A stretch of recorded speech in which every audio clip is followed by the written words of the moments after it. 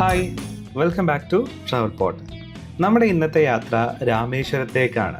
രാമേശ്വരം, ധനുഷ്കോടിയൊക്കെ കാണുക എന്നുള്ളതാണ് ഇന്നത്തെ ലക്ഷ്യം. അപ്പോൾ രാമേശ്വരത്ത് പോയാൽ അവിടെ നിന്ന് എങ്ങനെ ധനുഷ്കോടിയിൽ പോവാം, അവിടെ എന്തൊക്കെ കാഴ്ചകളാണുള്ളത് എന്നുള്ളതാണ് ഇന്നത്തെ ഒരു വീഡിയോ. ഞങ്ങൾ പോകുന്ന റൂട്ട് പൂപ്പാറ, തേനി, മധുരൈ, രാമനാഥപുരം വഴിയാണ് ഞങ്ങൾ രാമേശ്വരത്തേക്ക് പോകുന്നത്. അപ്പോൾ എറണാകുളത്ത് നിന്ന് രാമേശ്വരത്തേക്കുള്ള ദൂരം എന്ന് പറയുന്നത് 449 കിലോമീറ്ററാണ്. ഈ തമിഴ്നാട്ടിലെ രാമനാഥപുരം ജില്ലയിൽ സ്ഥിതി ചെയ്യുന്ന ഒരു ദ്വീപാണ് ശരിക്കും രാമേശ്വരം എന്ന് പറയുന്നത്. ഇത് ഇന്ത്യയുടെ മെയിൻലാൻഡിൽ നിന്ന് ഏകദേശം 2.2 കിലോമീറ്റർ ദൂരെയാണ് ഈ ഒരു ദ്വീപ് സ്ഥിതി ചെയ്യുന്നത്. ഇതുമായി കണക്ട് ചെയ്യുന്ന പാലാണ് പാമ്പൻ പാലം എന്ന് പറയുന്നത്.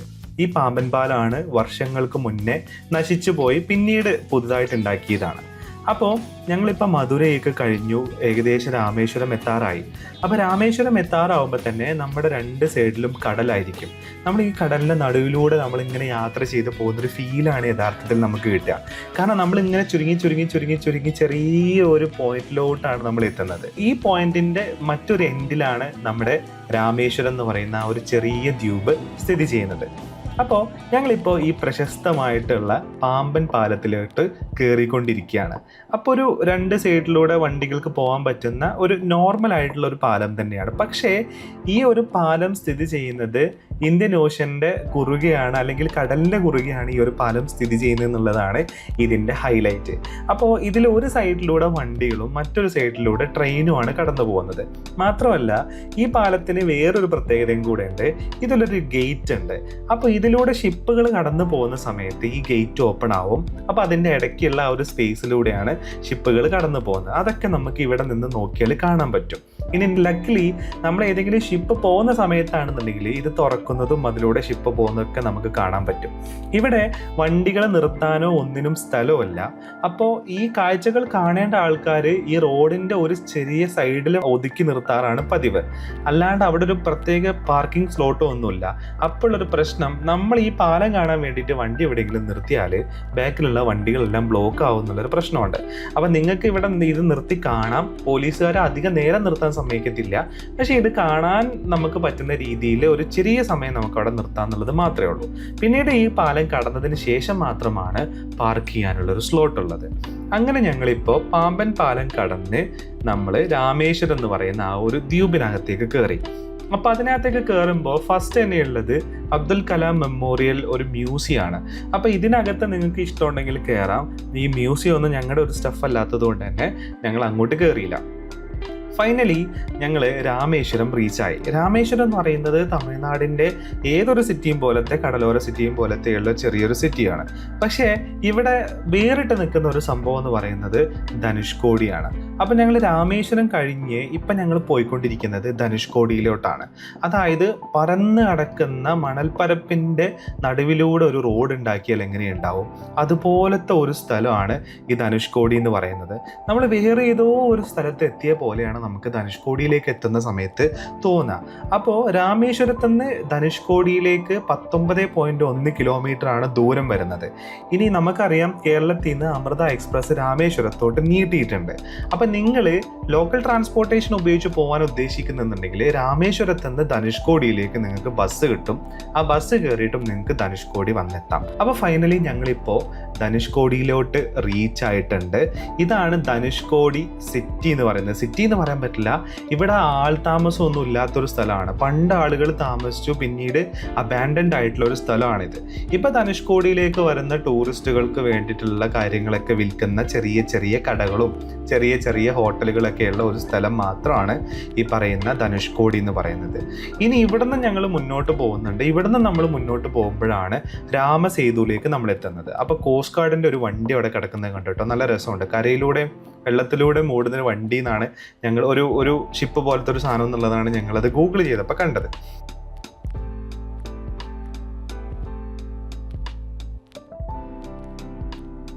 അങ്ങനെ ഫൈനലി ഞങ്ങൾ രാമസേതുവിലേക്ക് എത്തിയിരിക്കുകയാണ്. ഇന്ത്യയുടെ ഏറ്റവും തെക്കേ അറ്റമാണ് ഈ രാമസേതു എന്ന് പറയുന്നത്. അതായത് ബംഗാൾ ഉൾക്കടലിൻ്റെ ഉള്ളിലോട്ട് ചെറിയൊരു സ്ട്രിപ്പ് ഇങ്ങനെ കയറി കടന്നാൽ എങ്ങനെ ഉണ്ടാവും, അതുപോലെയാണ് ഈ രാമസേതു. നമ്മുടെ ചുറ്റും ചുറ്റും കടലാണ് യഥാർത്ഥത്തിൽ.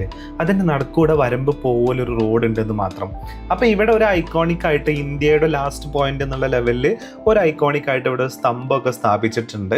അപ്പോൾ എവിടെ നോക്കിയാലും നമുക്ക് കടൽ മാത്രമാണ് കാണുന്നത്. പക്ഷേ ഇതിൽ രസകരമായിട്ടുള്ളൊരു കാര്യം, ക്യാമറയിൽ പക്ഷേ ഞങ്ങൾക്ക് അത് കിട്ടിയില്ല, ദൂരേക്ക് പല പല സ്ഥലങ്ങളിലായിട്ട് ഇങ്ങനെ നീണ്ട് ചെറിയ ചെറിയ കുഞ്ഞു മണൽത്തിട്ടകൾ ഇങ്ങനെ കാണാം. ഇത് നമ്മൾ സൂം ചെയ്ത് മാപ്പിൽ നോക്കുമ്പോൾ നമുക്കിത് കാണാൻ പറ്റും എന്നുള്ളതാണ്. പിന്നെ ഇവിടെ ഒരുപാട് സുവനീർ ഷോപ്പുകൾ ഉണ്ട് കേട്ടോ. അതായത് കടലിൽ നിന്ന് എടുക്കുന്ന ചിപ്പികളും മുത്തുകളും ഒക്കെ കസ്റ്റമൈസ് ചെയ്തിട്ട് എടുത്തിട്ടുള്ള പല തരത്തിലുള്ള സാമഗ്രികൾ, ഇപ്പം നമുക്ക് നമ്മുടെ ഷോക്കേസിൽ വെക്കാൻ, ഈ കീ ചെയിനായിട്ട് ഉപയോഗിക്കാനൊക്കെയല്ല.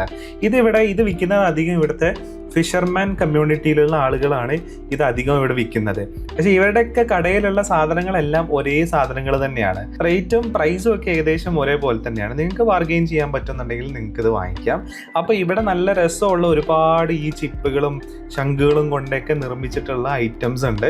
നിങ്ങൾക്ക് ഇഷ്ടമാവണമെന്നുണ്ടെങ്കിൽ നിങ്ങൾക്കിത് വാങ്ങിക്കാം. ധനുഷ്കോടി വന്നു എന്നുള്ളൊരു ഓർമ്മയ്ക്ക് വേണമെങ്കിൽ നിങ്ങൾക്കിത് സൂക്ഷിച്ച് വെക്കാവുന്നതാണെന്നുള്ളതാണ്. ഇതിൻ്റെയൊക്കെ റേറ്റ് വരുന്നത് 50 രൂപ, 150 രൂപ, 200 രൂപ, അങ്ങനെ ഇതിൻ്റെ ഒരു വലുപ്പവും ഇതിൻ്റെ ഒരു ഭംഗിയൊക്കെ അനുസരിച്ചിട്ട് റേറ്റിൽ വ്യത്യാസം ഉണ്ട് എന്നുള്ളതാണ്. അപ്പം നിങ്ങൾക്ക് ഇതൊക്കെ ഇഷ്ടമാവണമെന്നുണ്ടെങ്കിൽ നിങ്ങൾക്ക് ഇവിടെ നിന്ന് ഇങ്ങനത്തെ സാധനങ്ങളെല്ലാം പർച്ചേസ് ചെയ്യാവുന്നതുമാണ്.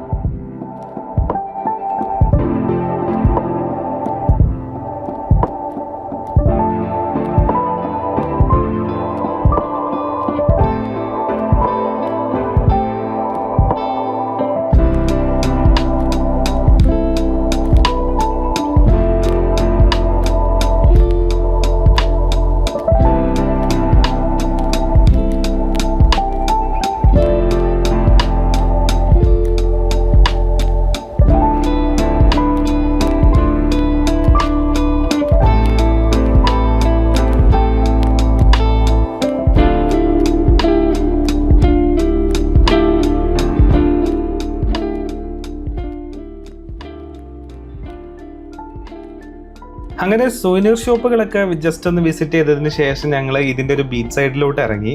അപ്പോൾ നല്ല വൈറ്റ് കളറിൽ പഞ്ചസാര മണൽ പോലത്തെ ഒരു ബീച്ച് കേട്ടോ. പഞ്ചാര മണൽ ഇങ്ങനെ പരന്ന് കിടക്കുന്ന ബീച്ച്.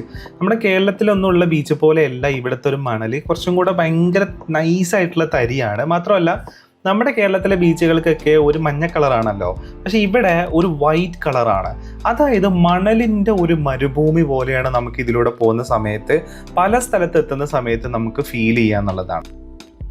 1964 ഡിസംബർ 22 നടന്നിട്ടുള്ള ഒരു സൈക്ലോണാണ് യഥാർത്ഥത്തിൽ ഈ ധനുഷ്കോടിനെ ഒരു പ്രേത നഗരമാക്കി മാറ്റിയത്. അപ്പോൾ അതിൻ്റെ ഒരു ഓർമ്മയ്ക്കായിട്ട് ഇന്നും ചുമരുകളും അതിൻ്റെ ബാക്കിയുള്ള ഭാഗങ്ങളെല്ലാം തകർന്ന നിലയിൽ പണ്ട് ബ്രിട്ടീഷുകാർ നിർമ്മിച്ചിട്ടുള്ള ഒരു ചർച്ച് ഇപ്പോഴും ഇവിടെയുണ്ട്. അതിൻ്റെ ആ ഒരു മുൻഭാഗവും പിന്നെ അതേപോലെ തന്നെ ഇടിഞ്ഞു പൊളിഞ്ഞ കുറച്ച് ചുമരിൻ്റെ ഭാഗങ്ങളും മാത്രമേ ഇന്ന് ഈ ചർച്ചിൽ ബാക്കിയായിട്ടുള്ളൂ എന്നുള്ളതാണ്. അപ്പോൾ ഇതിന്ന് അതിൻ്റെയൊക്കെ ഓർമ്മകൾ നിലനിൽക്കുന്ന, ആ ചരിത്രം പേറുന്ന ഒരു നിർമ്മിതിയായിട്ട് ഇന്ന് ഇവിടെ നിലനിർത്തിയിട്ടുണ്ട് എന്നുള്ളതാണ്.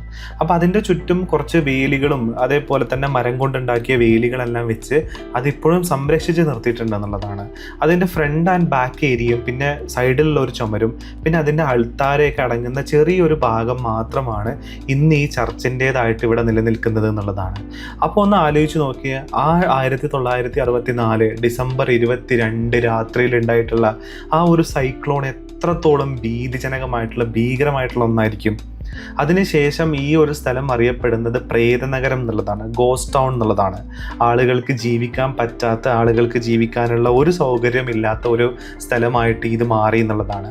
അപ്പോൾ ഇവിടെ ഇങ്ങനെ ഒരു ബോർഡൊക്കെ വെച്ചിട്ടുണ്ട് ഇതിൻ്റെ എന്തൊക്കെ സ്ഥലങ്ങളാണ് ഇവിടെ ഉണ്ടായിരുന്നത് എന്നുള്ളത് കാണാൻ വേണ്ടിയിട്ട്. അപ്പോൾ അന്ന് ബ്രിട്ടീഷുകാർ വെള്ളം എടുക്കാനായിട്ട് നിർമ്മിച്ചിട്ടുള്ള കുറേ കിണറുകൾ, കുറേ ക്ഷേത്രത്തിൻ്റെ ഭാഗങ്ങൾ, പിന്നെ ഈ കാണുന്നത് അവരുടെ ഹോസ്പിറ്റലിൻ്റെ ചില ഭാഗങ്ങളാണ്.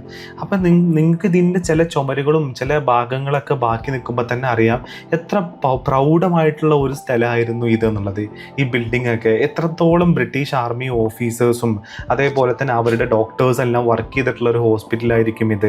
ഇതിൻ്റെയൊക്കെ ചുമരിൻ്റെയൊക്കെ ചില ഭാഗങ്ങൾ മാത്രമാണ് ഇന്ന് നിലനിൽക്കുന്നത് എന്നുള്ളതാണ്.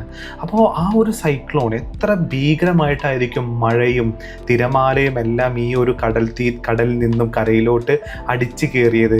അപ്പോൾ നമ്മൾ യൂട്യൂബിൽ നോക്കുമ്പോൾ ഇതിൻ്റെ ചരിത്രം ഇപ്പോഴും അറിയാവുന്ന, അല്ലെങ്കിൽ അന്ന് ഇത് അനുഭവിച്ചിട്ടുള്ള പല ആൾക്കാരും ഇന്ന് തമിഴ്നാട്ടിൽ ജീവിച്ചിരിപ്പുണ്ട്. അവരുടെയൊക്കെ ചില ബൈറ്റുകളും അവരുടെയൊക്കെ ഇൻ്റർവ്യൂകളും നമുക്ക് കാണാം എന്നുള്ളതാണ്. അപ്പം ഞങ്ങൾ അങ്ങനെ ധനുഷ്കോടിയിൽ നിന്ന് ഞങ്ങൾ തിരിച്ചു വരുന്ന സമയത്താണ് മറ്റൊരു ഹിസ്റ്റോറിക്കൽ പ്ലേസിലേക്കും കൂടെ ഞങ്ങൾ പോയത്. ഇതൊരു ഹിസ്റ്റോറിക്കൽ പ്ലേസും അതേപോലെ തന്നെ ഇതൊരു ഹിന്ദു ക്ഷേത്രം കൂടെയാണ്. കോദണ്ഡരാമാർ ടെമ്പിൾ എന്നാണ് ഇതിൻ്റെ പേര്. ഏകദേശം 1000 വർഷങ്ങൾക്ക് മുന്നേ നിർമ്മിച്ചു എന്ന് പറയപ്പെടുന്ന ഒരു ക്ഷേത്രമാണിത്. അതായത് വൈഷ്ണവ പാരമ്പര്യത്തിൻ്റെ ഒരു എക്സാമ്പിൾ കൂടെയാണ് ഈ ഒരു ടെമ്പിൾ എന്ന് പറയുന്നത്. മാത്രമല്ല 1964 ഈ ധനുഷ്കോടി എന്ന ഈ ഒരു നഗരം ഇല്ലാണ്ടാക്കി, ഇതിനെ സ്വീപ്പ് ചെയ്ത് കളഞ്ഞിട്ടുള്ള ആ ഒരു സൈക്ലോണിനെ അതിജീവിച്ച ഒരേ ഒരു ഹിസ്റ്റോറിക്കൽ പ്ലേസ് അല്ലെങ്കിൽ നിർമ്മിതി എന്ന് പറയുന്നത് ഈ ഒരു ടെമ്പിൾ മാത്രമാണ്. ബാക്കിയുള്ളതിനെല്ലാം കടലെടുത്തുകൊണ്ട് പോയി എന്നുള്ളതാണ്. അപ്പോൾ ഇങ്ങനെയുള്ള ഹിസ്റ്റോറിക് ആയിട്ടുള്ള പ്ലേസസും അതേപോലെ തന്നെ ടൂറിസം ആക്ടിവിറ്റീസും എല്ലാം ഉള്ള ഒരു മനോഹരമായിട്ടുള്ള ഒരു സ്ഥലം തന്നെയാണ് രാമേശ്വരവും ധനുഷ്കോടിയും എന്ന് പറയുന്നത്.